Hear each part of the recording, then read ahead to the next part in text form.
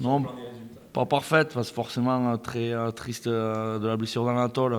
Franchement, ça, voilà, avec tout ce qu'il a fait cette saison, de le voir sortir sur une civière, ça atténue un peu la joie. Donc ça me fait dire que c'est pas parfait. Mais après, voilà, si on met ceci étant dit et qu'on met ça de côté, bien sûr que l'objectif est atteint, finir à 64 points à la 8e place. Je pense que pas grand monde aurait misé sur ça en novembre et encore moins après. Voilà, fier de ça, fier de tout ça, de cette remontée, de cette deuxième partie de saison, puisqu'on fait une deuxième partie à 40 points. C'est un rythme quand même assez élevé et c'est un rythme de qualifiable. Donc voilà, très content pour les joueurs. Après, je vous avoue, c'est toujours des fins de saison, c'est toujours délicat parce que il y a des joueurs qui s'en vont, donc on voit quand même, malgré les sourires et les joies, il y a quand même des joueurs tristes de quitter un club. Voilà, même si on sait que c'est le lot du sport professionnel, que ça fonctionne comme ça, on est tous au courant. Mais c'est vrai que j'aime bien, voilà, je vis mes émotions à travers celles des joueurs et chaque fois que j'en vois un triste et malheureux, j'ai du mal à voilà, avoir cet enthousiasme et cette joie qui est intérieure et présente, parce que je suis content de ce qu'on a su faire, de ce qu'on a réalisé. Mais il y a ce côté un peu triste de voir mes joueurs tristes, certains en tout cas. Anatole, ça a tapé où? On n'a pas vu une nouvelle. C'est le genou en fait sur le plaquage haut qui subit, ça lui provoque une torsion du genou et ouais, il était pas bien sur la pelouse, il était pas en forme donc c'est embêtant. Puis alors ça aurait été embêtant pour n'importe lequel, hein. Mais c'est vrai qu'Anatole a fait une sacrée saison et le voir quitter les copains comme ça fait mal au cœur.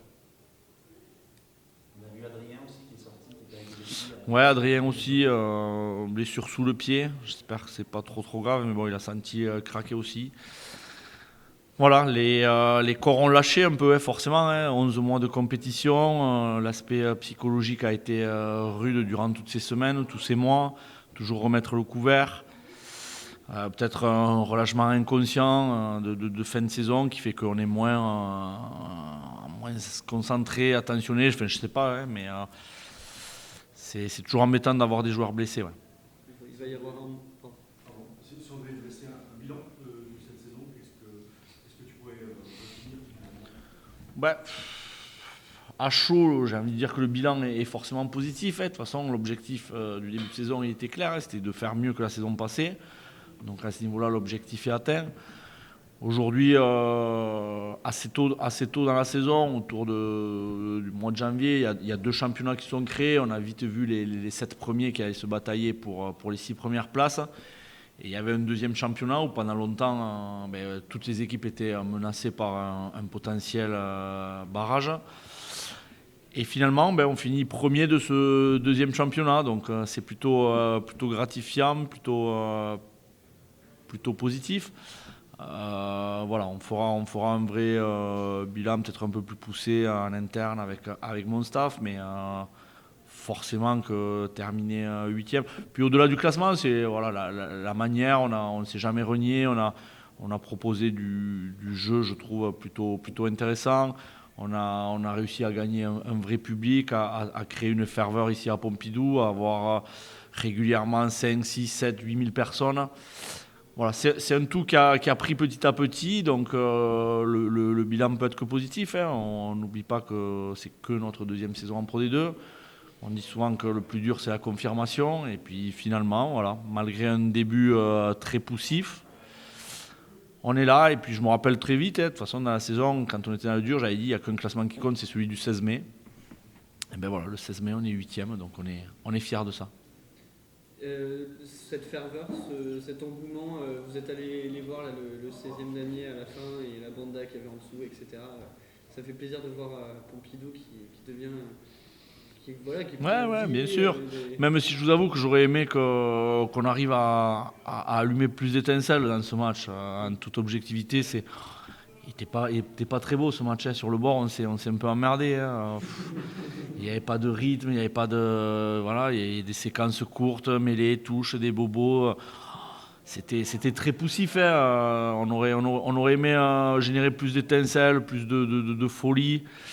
Voilà. Peut-être qu'il y avait quand même une certaine fébrilité liée à l'émotion des derniers matchs, hein. C'est souvent le cas.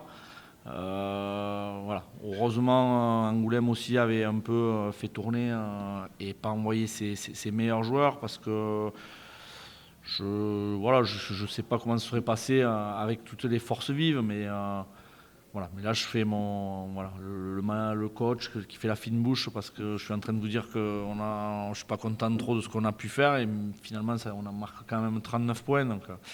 C'est quand même assez intéressant, mais voilà, par rapport au public, j'aurais aimé qu'on réussisse à les entraîner un peu plus, qu'il y ait plus d'enthousiasme, plus d'excitation.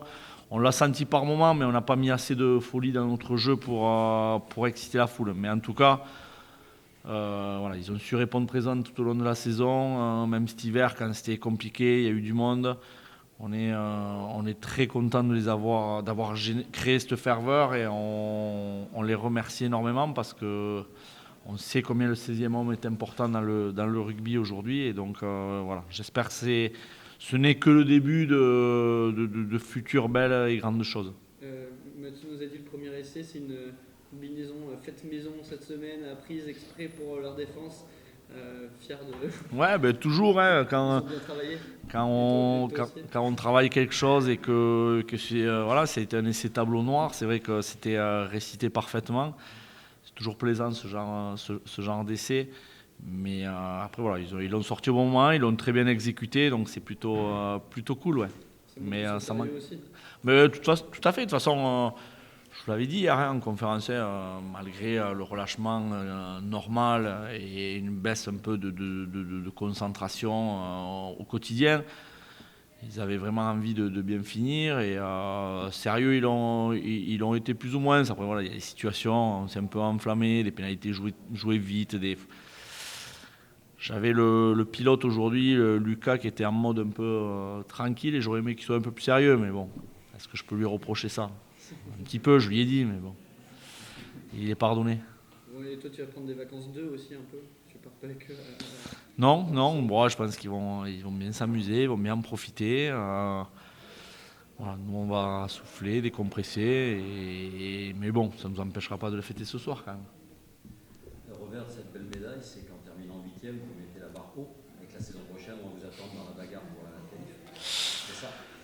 Ben ouais, mais voilà, écoutez, c'est l'objectif de toute façon de progresser saison après saison, hein. Et c'est clair qu'en terminant 8e, on aura envie de faire mieux. Après, on le voit, hein, que c'est compliqué. Enfin, ce qui est paradoxal, c'est ça, c'est qu'une saison de Pro D2, c'est très long, c'est 30 matchs. Et finalement, le dernier match détermine le bilan d'une saison. Si on avait perdu, on aurait pu être 12 ou 13e, je ne sais pas exactement, et on finit 8e. Donc ça tient finalement à pas grand-chose, hein. Mais voilà, c'est clair que le club, de toute façon, est ambitieux, a envie de progresser, de s'installer. On va se servir de ce qu'on a su bien faire. On va étudier, on va bosser sur ce qu'on a mal fait au début, ce qu'on peut améliorer. Et l'objectif, ça sera bien sûr d'être toujours plus consistant la saison prochaine. Mais voilà, chaque chose en son temps, on a le temps, c'est long et éprouvant une saison et on s'est gagné le droit d'en profiter un peu, de souffler et d'apprécier, de savourer. On a parlé beaucoup des partants. Pour l'instant, on a annoncé que 2 recrues. Vous allez bientôt nous. 2 recrues annoncées, c'est tout? Ouais, voilà, officiellement. Il y en a une demain à midi, je crois. Officiellement, il n'y en a que 2. Il y en a que 2, il y en a que 2 dans les. Il y en a que 2 officiels, d'accord. Il n'y en a que 2 officiels. Les communiqués, il y en a 8. Officiellement, il y en a que 2. C'est qui les 2 officiels, c'est qui pour l'instant? Sacha Idoumi et Isaïe Amour pour l'instant. Voilà, c'est ça, c'est les 2 seuls. Oui. Ils auraient pas dû. Il y en a, soyez patients. Quand On essaiera d'avoir 23 joueurs sur la feuille de match à la rentrée. Promis. Ça devrait le faire. Oui, je pense. Un petit mot sur la suite du championnat. Est-ce que tu vois qui en phase finale? Est-ce que tu penses que les 2 Grenades qui sont de première phase vont être en finale? Je sais pas. La dynamique des brivistes était bonne. J'ai vu qu'ils avaient chargé un peu à Béziers. Et après, il y a le côté un peu personnel où je suis désolé, je les adore, mais j'aimerais que Grenoble reste en Pro D2 parce que je l'aime, ce petit derby quand même. Il me plaît bien, donc pour ça, je souhaiterais qu'il soit avec nous. Et pas pour mon amour du jeu et le rugby que j'aime. J'aimerais que Colomiers arrive au bout parce que je trouve que c'est le rugby le plus agréable. Angoulême a sa carte à jouer, sincèrement, c'est une belle équipe aussi. Voilà, je suis content que mine de rien, que le rugby offensif, le rugby de mouvement soit récompensé. Et là-dessus, c'est vrai qu'Angoulême, Colomiers sont agréables à voir jouer. Et voilà. Donc un peu ma sensibilité à moi me fait dire que j'aimerais que ces équipes aillent au bout. Il y aura peut-être un autre derby si Chambéry monte aussi. Peut-être. Putain, c'est énorme. Merci.